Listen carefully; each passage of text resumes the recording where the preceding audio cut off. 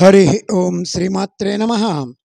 లలితా సహస్రనామ పారాయణలో భాగంగా ఈరోజు అమ్మవారి నామం 587వ నామం, 8 అక్షరాల నామం శ్రీ షోడసాక్షరీ విద్య. ఈ నామంతో అమ్మవారికి నమస్కారం చేసుకునేప్పుడు ఓం శ్రీ షోడసాక్షరీ విద్యాయై నమః అని చెప్పుకోవాలి. శ్రీతో కూడినదైన సకల మంగళప్రదమైనటువంటి 16 అక్షరాల మంత్రానికి సంబంధించినటువంటి విద్యాస్వరూపిణి అని చెప్పి మనం దీనికి అర్థంగా చెప్పుకోవచ్చు. ఇది మంత్రరాజం, మహామంత్రం, శ్రీ విద్యకి ఆలంబన, శ్రీ విద్యకి ప్రధానమైనటువంటి మూలమంత్రం. ఏదైనా గొప్పదానికి ముందు మనం శ్రీకారం పెడతాం కనుక ఈ మంత్రానికి కూడా శ్రీకారం అనే కిరీటం పెట్టి సింహాసనం మీద కూర్చోబెట్టినట్లు శ్రీ షోడసాక్షరీ విద్యాయై నమః అని చెప్పుకున్నాం. షోడసాక్షరీ విద్యని మనం ఈ నామంలో ప్రధానంగా చూపిస్తున్నాం. 16 అక్షరాల విద్యా మహామంత్రం, 15 అక్షరాల విద్య కూడా పూర్ణ విద్యే. ఈ రెండు కూడా పూర్ణ విద్యే.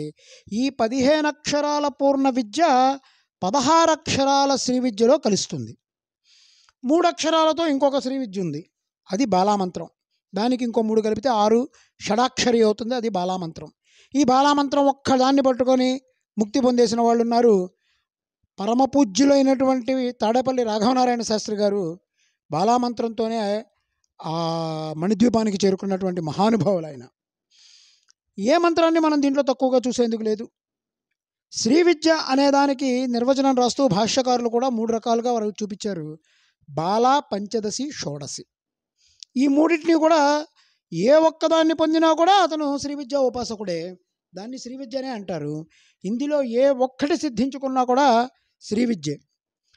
మంత్రమాత్రం చేతనే శక్తివంతమవుతుంది అనుకోవడానికి లేదు, సాధన వల్ల కూడా శక్తి అవుతుంది. ఈ 3 అక్షరాలే తిరిగి మళ్ళీ 3 అక్షరాలుగా వస్తుంది. దాని అర్థం ఏంటంటే అహం బ్రహ్మస్మి, బ్రహ్మైవ అహమస్మి, ఇదే విచారణ. ఇప్పుడు బ్రహ్మ విద్య తెలుస్తుంది. అంతరార్థంలోకి వెళ్తే బ్రహ్మ విద్య, దాన్ని పండించుకొని ముక్తి పొందిన వాళ్ళు ఉన్నారు, అదే శ్రీ విద్య. ఇది 16 కళల అమ్మవారిని తెలియజేస్తుంది. కనుక ఈ మంత్రం శ్రీ షోడసాక్షరీ విద్య. ఇది ఇలా చెప్పుకుంటే దేనికైనా సరే మనం అన్వయం చేసుకుంటూ ఉండొచ్చు.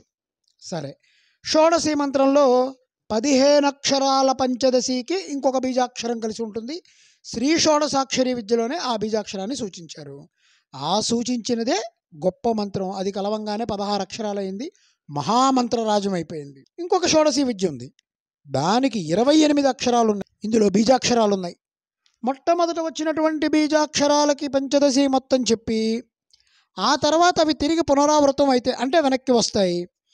వాటికో మర్యాద ఉంది కనుక అసలు మనం బీజాక్షరాలు అనేవి సభల్లో కానీ ప్రవచనాల్లో కానీ చెప్పుకునే మంత్రార్థాల్లో కూడా చెప్పకూడదు. అది కేవలం గురుముఖత మాత్రమే బీజాక్షరాలకు అర్థం తెలుసుకోవాలి, గురుముఖత మాత్రమే బీజాక్షరాలను సేకరించాలి. పంచదశి ప్రధాన మంత్రం. షోడశిలో కూడా పంచదశే ఉంటుంది. ఈ అక్షరానికి 15 అక్షరాలకి అటు ఇటు ఉన్న బీజాక్షరాలు కలుపుకుంటే 13 అవుతాయి. తీసేస్తే 15 + 13 అంటే 28 అక్షరాలటువంటి షోడశి ఉంది.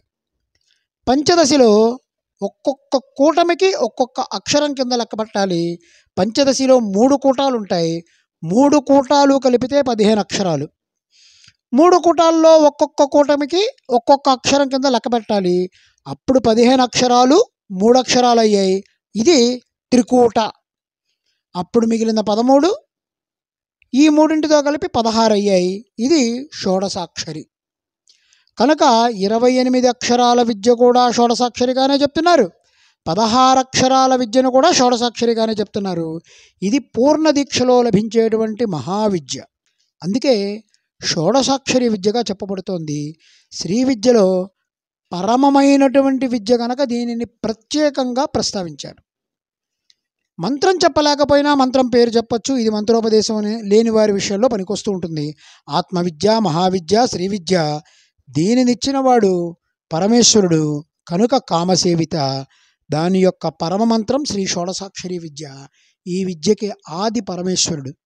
సదాశివ సమారంభం వ్యాసశంకర మధ్యమాం అస్మదాచార్య పర్యంతం వందే గురు పరంపరం. ఈ గురు పరంపర మొత్తానికి కూడా మూలమైనటువంటి సదాశివుడు, ఆయనే శ్రీ విద్యకి మూల పురుషుడు. శ్రీ సూక్తం అంతా 15 రుక్కులు ఉంటాయి. 15 అక్షరాలకి 15 రుక్కులకి సంబంధం ఉంది. ఈ 15 రుక్కులుగా పల్లవించినటువంటి శ్రీ 16వ అక్షరం అయింది. శ్రీ సూక్తమంతా కూడా షోడశి పంచదశికి విస్తారం. దీని గురించి వివరంగా శ్రీ సూక్త పరమార్థం అనేటువంటి శ్రీ సూక్తంలో రహస్యార్థాలని వ్యాఖ్యానించడం జరిగింది. ఇది ఈ శ్రీ సూక్త పరమార్థంలో కనుక చూస్తే మనకు కనబడుతూ ఉంటుంది. శ్రీ సూక్తంలోని 15 రుక్కుల్లో 15 అక్షరాలు దాగి ఉన్నాయి. అదే పంచదశి విద్య. ఆ పంచదశి విద్యని ఇచ్చినవాడు ఆనందకర్దమశ్చైవ చిక్లీత ఇది విశ్రుత ఋషయస్తే త్రయః పుత్ర స్వయం శ్రీదేవి దేవత.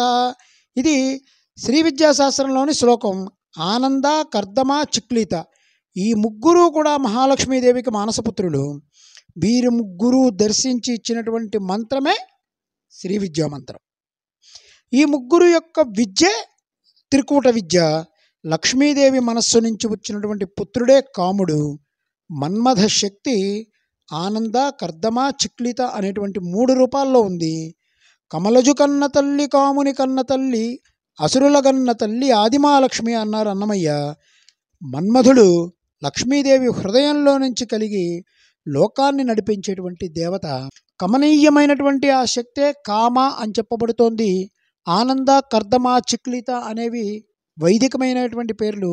అందుకే కాది విద్య యతో జాత స చిక్లీత సదావతు అని చెప్పి ఈ కాది విద్య ఏ చిక్లీత నుంచి కలిగిందో ఆ విద్య నన్ను రక్షించుగాక అని చెప్పి ఒక మంత్ర ప్రయోగంలో ఉంది. అవన్నీ సభలో చెప్పేటువంటి విషయాలు కావు. కాది విద్యను ఇచ్చినవాడు చిక్లీతుడు. మన్మధుడికి ఉన్న మరొక పేరు కూడా చిక్లీతుడే. కామసేవిత అంటే చిక్లీతుని ద్వారా మనకు లభించినటువంటి శ్రీ విద్య. ఇది కాది విద్య.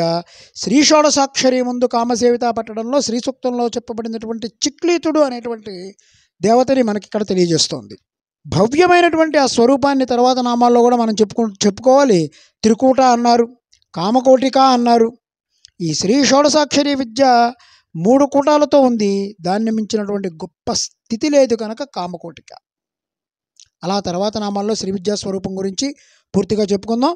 ఆత్మవిద్య దగ్గర నుంచి త్రికోణాంతర దీపిక వరకు ఉన్నటువంటి నామాలన్నీ కూడా శ్రీ విద్యా రహస్యాలను చెప్పేటువంటి నామాలు. ఓం ఐం హ్రీం శ్రీం శ్రీ షోడశాక్షరీ విద్యాయై నమః. ఓం శ్రీమాత్రే నమః. ఓం శ్రీ మహారాజ్ఞే నమః. శ్రీమత్ సింహాసనేశ్వర్య.